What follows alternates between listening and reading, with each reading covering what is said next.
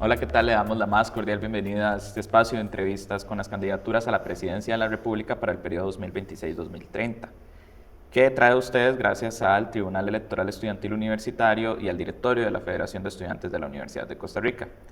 El día de hoy tenemos la oportunidad de entrevistar a doña Luzmeri Alpizar Loaiza del Partido Progreso Social Democrático. Doña Luzmeri, un gusto. Igual, y aquí para seguir adelante, ya nos falta muy poco, ¿verdad? Pero para ir a las elecciones, gracias a Dios hemos tenido una campaña que es fuerte, es diferente, pero que hay que poner el pecho a las balas y seguir adelante. Estamos en la recta final ya. Así es. Para primero empezar un poco más la entrevista de manera más personal, tal vez que no sea tan sosa a veces como se hacen, queríamos preguntarles sobre qué prefiere, si la playa o la montaña. Ay, qué difícil esa pregunta.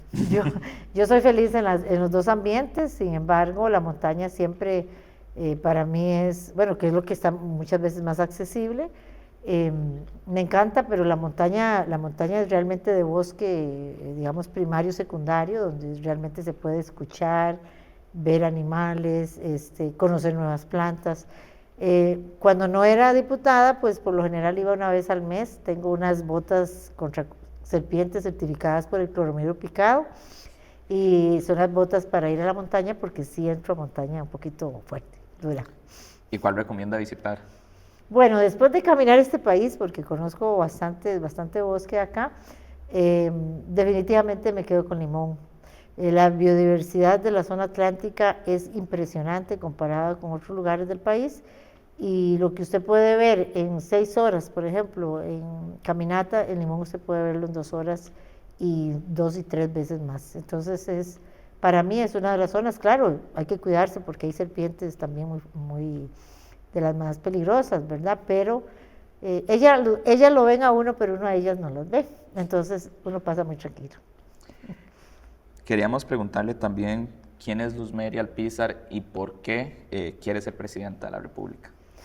Bueno, ¿quién soy? Soy simple y llanamente una ciudadana que creyó en algún momento de la vida que siendo buena profesional dando todo lo mejor de mí, también en la parte social, porque servir en mi casa es un valor, creí que con eso le estaba sumando muchísimo al país y lo sigo creyendo, pero me di cuenta en el camino que la política juega un rol y quizás mi generación sufrió aquello de que los padres nos decían no se meta a política, un político nos decía no se acerque aquí, usted es demasiado bueno para que esté en política, eso era para cuidar su propio espacio y era esa generación que venía saliendo del 48, ¿verdad? Mi mamá nace en 1944, para que ustedes imaginen, las historias estaban muy cercanas de la guerra y entonces nos alejaron, al menos eso lo viví yo. Entonces yo decía, ¿cómo le ayudo a esta patria? De esta forma, sirviendo en lo social y haciendo mi mejor de trabajo técnico. Sin embargo, de camino me di cuenta que no, que la política en un país es la que al final establece casi que todo, ¿verdad? Desde el punto de vista de desarrollo, o limita o favorece, ¿verdad? O es inclusiva o es excluyente, es decir, que realmente juega un rol muy fuerte, por eso incluso me metí a estudiar ciencias políticas aquí de 50 años con los chicos de 17 años en la UCR.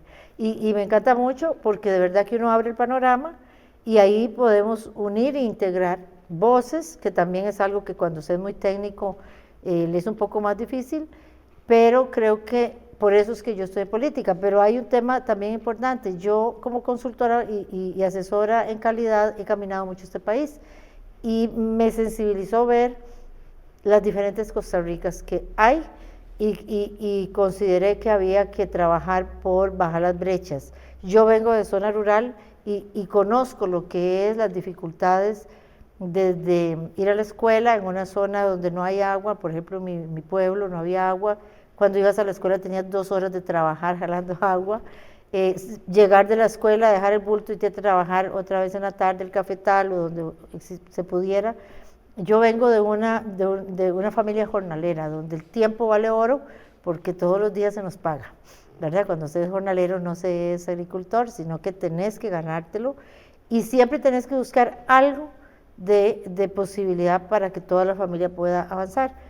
Entonces eso a mí me sensibilizó mucho, pero ya en la vida profesional se tiene acceso a otros espacios, pero siempre ha hecho un gran esfuerzo, y se los digo así, un gran esfuerzo obligándose uno a pensar como persona, no puedo olvidar de dónde vengo porque todavía hay mucha gente que está ahí, entonces por eso me metí a política y por eso estoy aquí. Doña Luzmeri, quería preguntarle, porque usted viene en representación del Partido Progreso Social Democrático, que en términos formales es el partido que está en gobierno, pero para nadie es ajena a la realidad de que totalmente existe una división ya entre lo que sucedió en Zapote y lo que ya representa Progreso Social. ¿Por qué usted cree que las personas deben volverle a dar esa confianza ahora a Progreso Social Democrático para que gobierne ahora de mano de Luzmeri Alpizar? Bueno, porque nosotros hemos decidido que en esta elección íbamos a ir con solo gente que compartiera la visión de Progreso y que ya han sido probados internamente, que tienen rato de caminar con nosotros. Recordemos que nosotros nacemos antes del 2021, cuando amablemente y con mucho corazón les permitimos a personas que no tenían la experiencia política, que es mucho de la base de Progreso, de que la gente que está y toma las decisiones de Progreso es ciudadanía, que nunca está ni vive de la política, ni nunca había estado en puestos de poder, sino que toma las decisiones con el corazón de un ciudadano y con el sentimiento de un ciudadano.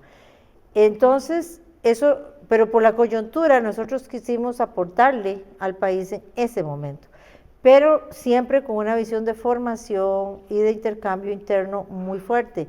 Ya hemos caminado más y para esta elección en algún momento se valoró que si se traía a alguien también, si no se traía, es que la gente llega y toca la puerta de los partidos emergentes y se propone. Pero nosotros ya veníamos desde hace un año, más de un año, trabajando, pensando en liderazgos propios y tenemos la fe de que estos liderazgos, dado sus vidas reales, no la vida de una papeleta, ¿verdad? Porque tenemos un lema, aquí nadie se viene a ser bueno a la política y tiene que demostrar qué ha hecho en el espacio en el que tuvo oportunidad. Entonces, viendo esos perfiles, que le digo a los costarricenses con muchísima transparencia, que nosotros, nuestros diputados, por ejemplo, algunos tienen 20, 25 años de estar en una organización ayudando a niños, ¿verdad? Otros ayudando a personas que les cuesta estudiar, otros apoyando personas adultas mayores, es decir, todo el grupo es un grupo más social, con corazón más progreso, como decimos nosotros, y que entonces también los hemos visto aplicar los principios y valores. Nosotros en nuestro plan de gobierno llevamos incluso un capítulo de valores, porque creemos que por más que una sociedad se tecnifique y se globalice, tiene que mantener su historia y sus ideales, tanto democráticos, ideológicos y de su forma de ser. Creo que no podemos renunciar nunca. Así como yo siempre pensaba, yo soy puriscaleña, tengo una cultura, cada vez la conozco más, la estudio más, se la cuento a la gente. Es decir, no perder el valor y el arraigo, no podemos perder el ser costarricense. Y eso son los principios que Progreso ha venido aplicando. Y esta gente pues ya lo ha demostrado en trabajo dentro del partido. Doña Luzmeri, la situación financiera y administrativa de la Caja es uno de los temas que ha estado en la mesa en estas elecciones y ha sido uno de los temas que la sociedad costarricense tiene como mayor preocupación. ¿Qué diagnóstico hace usted de la Caja y qué propuestas tiene usted para garantizar la sostenibilidad y la calidad en el servicio que brinda? Bueno, el diagnóstico es difícil, es duro, es crítico, sobre todo cuando estamos hablando de la vida y de la paz de las familias, cuando tiene una persona con una necesidad en la salud de urgencia, por ejemplo, y la desesperación que también genera estar con un dolor. Creo que lo primero que tenemos que hacernos es sensibilizarnos a que la Caja es un motor de desarrollo. Nosotros no podemos verla como una carga terrible económica, no, al contrario, es un motor de desarrollo porque un pueblo sano es un pueblo que puede generar, es un pueblo que vive en paz, es un pueblo que se siente agradecido, es decir, eso nos da muchísimo, igual que la educación. ¿Cuál diagnóstico? Bueno, que hemos abandonado muchísimo todo aquello que tenía que hacer con atención primaria, porque los EBAIS recargados, es increíble, yo sé que ustedes están muy jóvenes, pero cuando yo tenía 9 años, yo hacía fila desde las 3 de la mañana en Puriscal para que atendieran a mi abuela. Ok, estábamos hablando de que eso hace muchos años, cerca de 55 por ahí. ¿Por qué les digo esto? Porque ¿cómo va a ser posible que hoy todavía hay gente que tiene que ir a hacer esa fila para que pueda ser atendida en la atención primaria de la caja? Entonces, hay que fortalecerle la atención primaria, que es la más cercana, hay que poner ahí gente realmente experta, doctores realmente capacitados, y que la caja permita que ellos puedan hacer referencia directa ya a los hospitales, porque ¿en qué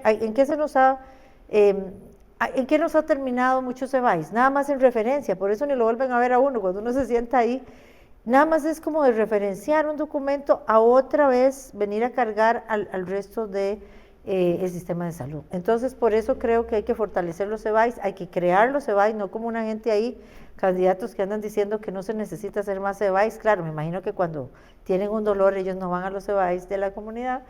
Y también hay que fortalecer, tener ahí personal de más con muchísima más formación técnica y darles esa libertad, pero también si ya vamos a la atención dentro de la caja, y yo me veo en la caja, la gente cree que como uno es diputado solo va a la parte privada, no, al menos yo voy a la caja, y yo sé lo que es estar en la lista de espera. ¿Por qué? Porque hemos dejado que la gente muy buena se nos haya ido de la caja. El golpe más fuerte con lo que ha sido la ley de empleo público y todo el tema fiscal, ¿qué está haciendo? Que la gente de experiencia se nos esté yendo. Y la caja necesita gente buena para poder confiar en que nos está atendiendo gente que sabe.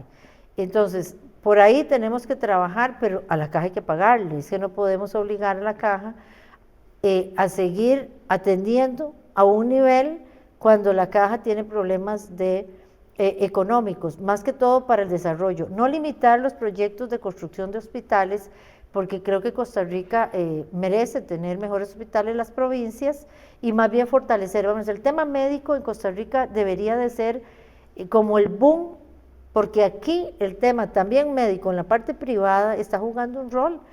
Tenemos turismo médico, nosotros producimos implementos médicos.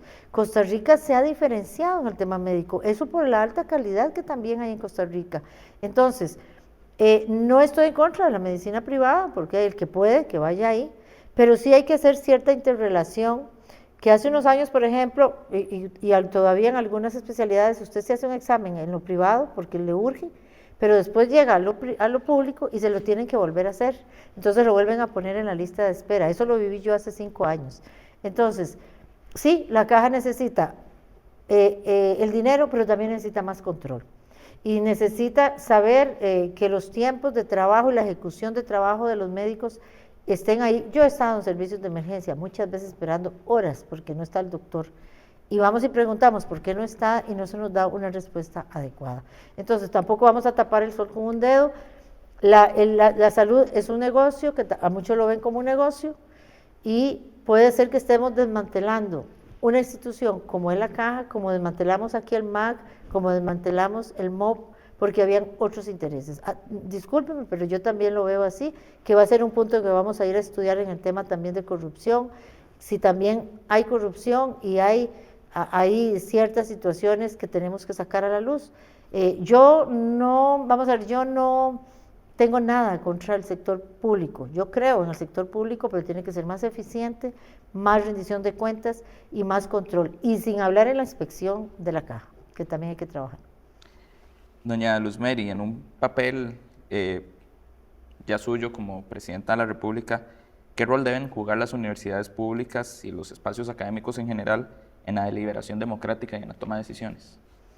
Bueno, en esas y en muchas, porque no solamente es en ese rol. Para mí, las universidades y sobre todo un país pequeño como Costa Rica, tiene que dar muchísimo más en el tema de intercambio de conocimiento a la sociedad. En nuestro plan de gobierno así lo dice, y creo que ese rol, primero, desde luego, de esa libertad y esa autonomía de pensamiento que siempre le ha aportado a la vida democrática del país, y estamos hablando de que las universidades públicas pueden demostrar que son de las mejores universidades públicas. Es decir, yo le digo al costarricense, no podemos menospreciar lo que está funcionando, y menos pensar que lo vamos a arreglar vía la improvisación. y vía a la carrera y solo por sentimiento y el dime que te diré. Eso no puede ser. Aquellas instituciones que estén dando la cara por Costa Rica a nivel internacional, por investigación, desarrollo y por construcción colectiva, creo que no podemos llegar a tocarlas, más bien decir qué han hecho bien y cómo todavía pueden mejorar más, porque ya tienen un camino ganado, un nombre ganado. Para mí, la universidad pública, bueno, soy resultado de la universidad pública y también he sido docente, he sido investigadora en la Universidad de Costa Rica y he estado en el tecnológico también cuando estuvimos acá haciendo investigaciones conjuntas. Entonces, yo creo en la función trascendental de la movilidad social que hacen las universidades públicas. Recordemos que que las universidades públicas no es como se dice, que acá solo entra gente de la privada. Al contrario, casi un 70% de gente que viene de las familias con menores ingresos y que solamente con esta posibilidad pueden salir adelante y sacar adelante sus familias. Tiene que jugar el rol democrático, tiene que jugar para mí el rol de investigación, y lo que sí nosotros llevamos es que sí tenemos que trabajar los temas de metas en carreras que el país ocupa, porque eso incluso ha sido dicho por la OCDE a nivel internacional. Estamos 10 puntos por debajo de las metas de la OCDE y al no existir metas, entonces en algunas carreras nosotros estamos muy deficientes y no podemos seguir así. ¿Qué políticas impulsaría su gobierno para mejorar las condiciones laborales de las personas jóvenes que, sobre todo, ahora que hablamos de educación, cuando ya se gradúan, y aquellas que vienen de universidades privadas que tienen a veces un préstamo que adquirieron para poder estudiar y prepararse, salen ya a la realidad laboral de este país y tienen 1001 obligaciones que tienen que contraer, y se encuentran un panorama donde tienen que recurrir a la informalidad o a la precarización laboral?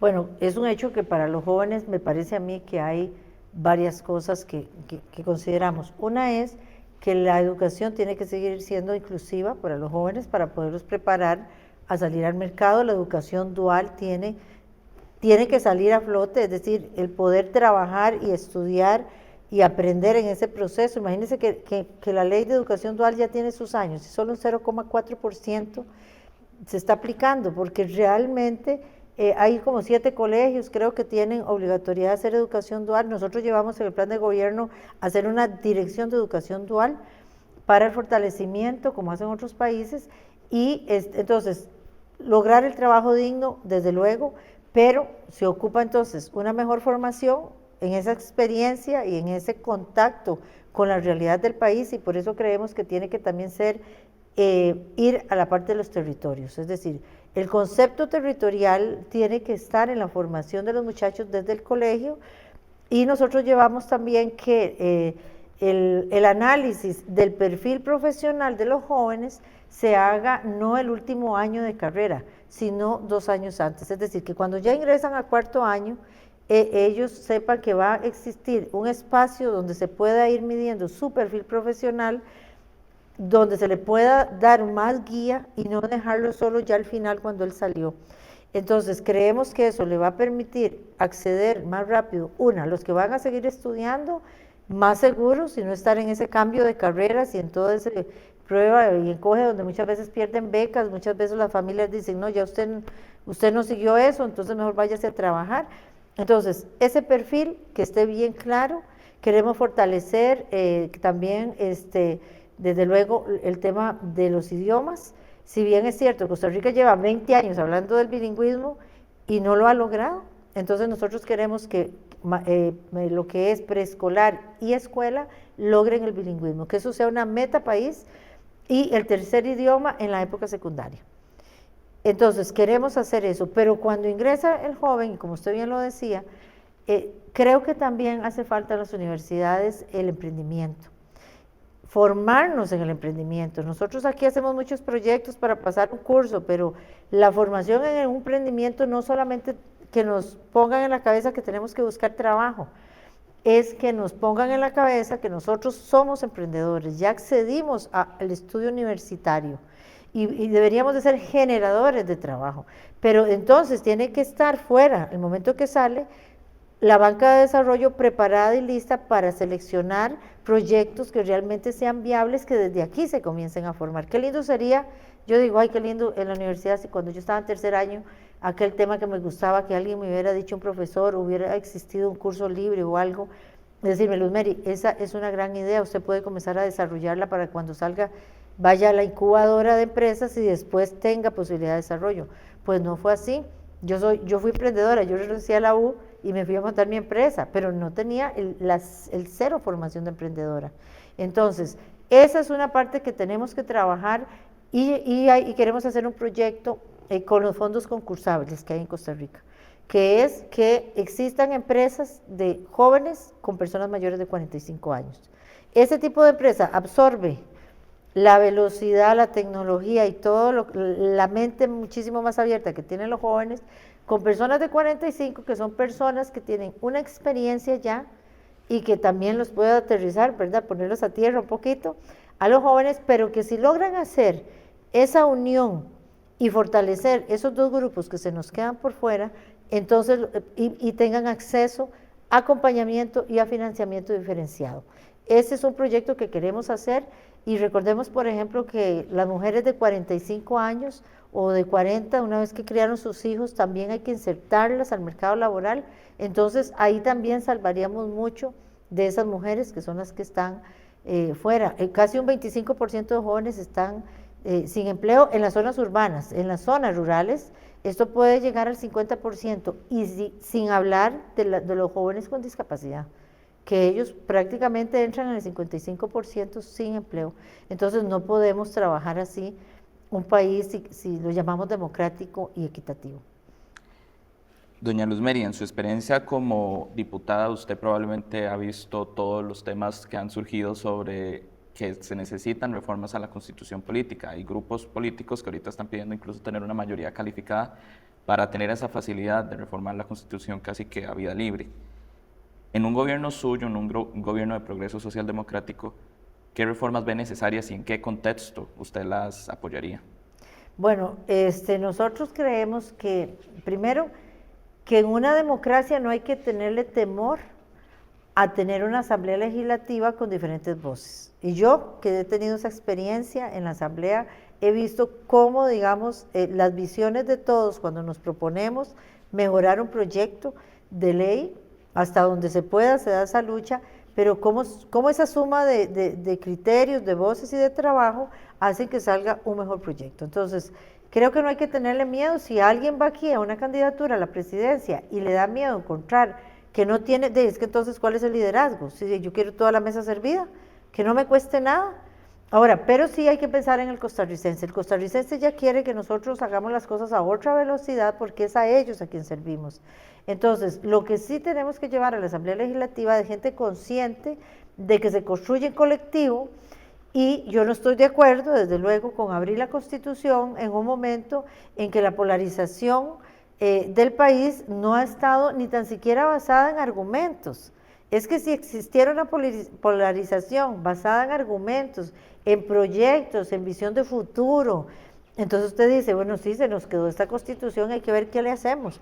Pero en un momento donde la polarización, como pasó hace unos años acá, en una elección que era una polarización en función de la creencia religiosa, y salieron golpeados un montón, ahora es una polarización en discursos de odio que no nos dan nada, es en el chisme, es en el odio, es en el menosprecio de lo que construyeron nuestros padres y abuelos. Yo creo que no hay cosa, veámoslo en una familia, no hay cosa que dañe más el desarrollo de una familia que aparezca una generación que no valore nada lo que hicieron los anteriores. Ese termina destruyéndolo todo. Y después otros contando, es que nosotros teníamos finca, es que nosotros teníamos un restaurante, pero la generación tal, perdón la expresión, se paseó en lo que habían hecho los abuelos. Eso nos puede pasar en Costa Rica. Entonces, yo no estoy de acuerdo con cambios a la Constitución de esa manera, y los que queremos que la mesa esté servida, de ahí pongamos nuestra propia empresa y entonces metamos la gente que nos gusta y entonces sepamos qué es sostener una empresa, porque también es eso. Si al poder llega gente que solamente ha estado a la presidencia en la parte pública, no tiene el contexto, por ejemplo, en mi caso, que yo tengo 25 años de trabajar en la parte también privada. Entonces, esa mezcla me parece, yo le digo a los costarricenses con mucha transparencia, el liderazgo no es un liderazgo, no puede ser un liderazgo de temor. El liderazgo tiene que demostrar que puede construir en las diferencias y también tiene que ser un liderazgo capaz de entender que la vida no es como el chiquito que pide y solo eso quiere, porque ¿qué va a pasar si eso no es así? Entonces va a pasar otros 4 años echándole la culpa al primer poder de la República o al Poder Judicial. Ya estamos cansados de eso. Entonces hay que ir creyendo que la gente que llega sea la mejor gente. Por eso el costarricense puede todavía en estos 8 días estudiarlo, preguntarlo y analizar por quién va a votar. Para ya previo al cierre, queríamos hacer una ronda de preguntas rápidas, que usted nos dijera prácticamente una respuesta sí, no, y nos explique un poco sobre su posición. Cuando hablamos de educación pública, ¿usted la concibe como un derecho social prioritario o que se tiene como una inversión sujeta a la disponibilidad fiscal del país? No, es el primero, es social y es prioritario. ¿Está de acuerdo con aumentar la edad de jubilación del régimen de pensiones? No estoy de acuerdo. ¿Es necesaria una reforma total a la Constitución? No, señor. Perdón, para fortalecer el Estado social, ¿priorizaría la eficiencia o la ampliación de derechos? Primero hay que ampliar derechos porque si no, no somos integrales. Creo que no se pueden dividir porque el costarricense siente cuando no hay eficiencia, entonces creo que no se puede dividir. Hay que saberlo trabajar. En un gobierno de Luz Meriel Pizar, para fortalecer la participación ciudadana, ¿preferiría mecanismos permanentes o consultas puntuales como un referéndum?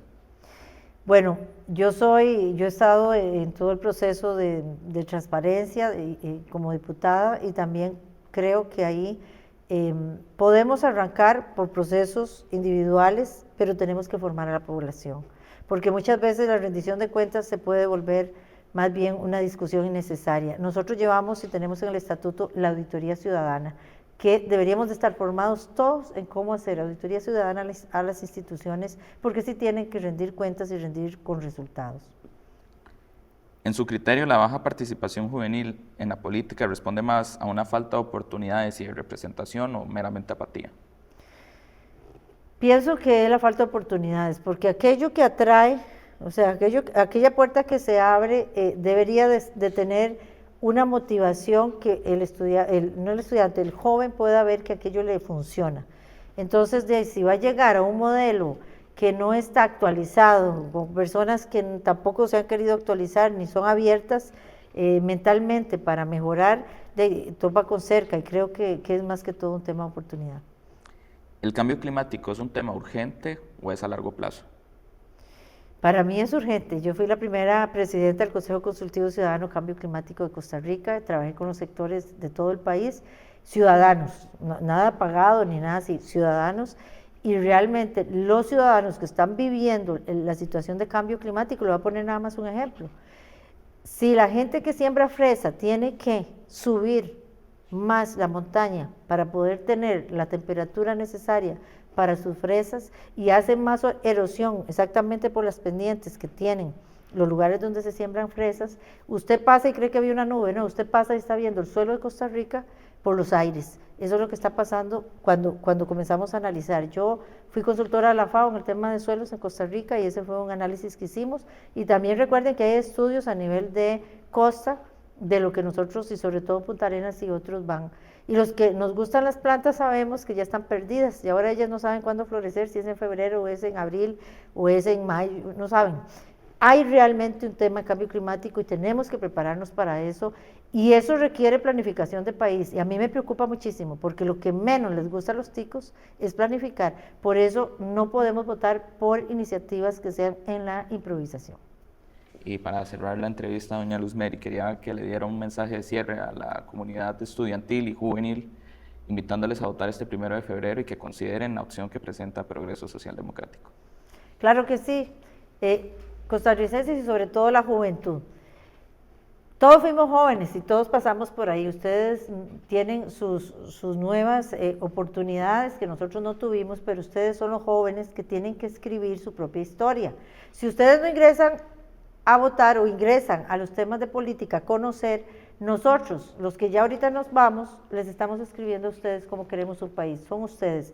Progreso Social Democrático es el único partido que tiene un 40% de espacios para la juventud, desde hace 7 años que nacimos. Eso demuestra que desde que nacimos creímos que los necesitamos aquí. Les ofrecemos un equipo de gente valiente, dispuesta a trabajar con una visión hacia la juventud, no porque estamos en periodo electoral, sino porque está escrita, es parte del ADN de Progreso.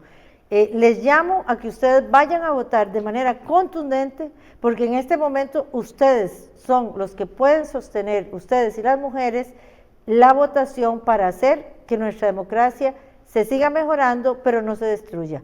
No ocupamos maltratar la democracia que Costa Rica tiene, porque fue lo que heredamos y es por lo que hemos sido reconocidos a nivel mundial. Les insto porque ustedes merecen tener una Costa Rica de paz.